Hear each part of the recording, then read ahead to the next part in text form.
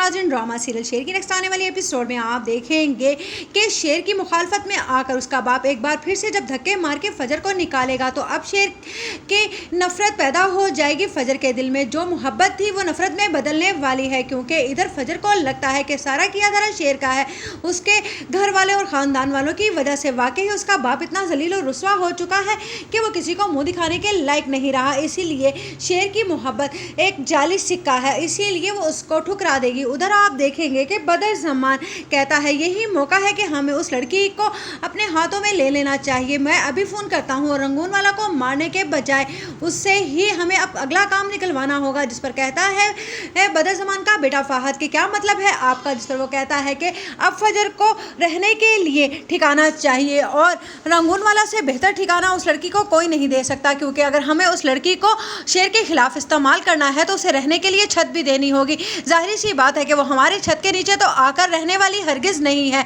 क्योंकि हमारा उससे कोई ऐसा रिश्ता नहीं है और तुमने जो किया था उसके बाद तो वो हरगिज़ भी यहाँ पर नहीं आएगी। इसीलिए मुझे लगता है कि हमें अब कोई और ही हथकंडे आजमाने होंगे। उधर कहती है तहमीना बेगम कि शेर तुम फिर खाली हाथ आ गए, फजर कहाँ है। जिस पर वो कहता है फजर मेरे साथ नहीं आई, शायद मुझे एक बार फिर से मोहब्बत में नाकामी हुई है। जिस पर तहमीना बेगम कहती है मैं फजर के पास खुद जाऊँगी। जिस पर कहता है शेर के कोई फ़ायदा नहीं लगता है मुझे। उधर आप देखेंगे कि जब कहता है काका साहब कि मुझे लगता है कि मुझे अपनी तमाम प्रॉपर्टी अपने बेटे पोते के नाम कर देनी चाहिए, तो उस पर ताज बीबी तो तनक कर खड़ी हो जाती हैं कि मेरी ज़िंदगी का क्या, जिसे मैंने आप लोगों के पीछे ख़राब कर दी। आपकी इज़्ज़त की खातिर कोई शुजात की बेटी की तरह बार बार मैं घर से नहीं भागी और आपने क्या किया है, मुझे खाली हाथ छोड़ दिया है। मुझे लगता है कि मेरे साथ अच्छा नहीं हुआ है। उधर आप देखेंगे कि ताज बीबी भी अपने भाइयों से इंतकाम लेने के लिए खड़ी हो गई है और उधर से बदर ज़मान शेर के आगे आकर खड़ा हो गया है। इसीलिए ताज बीबी को मजबूरन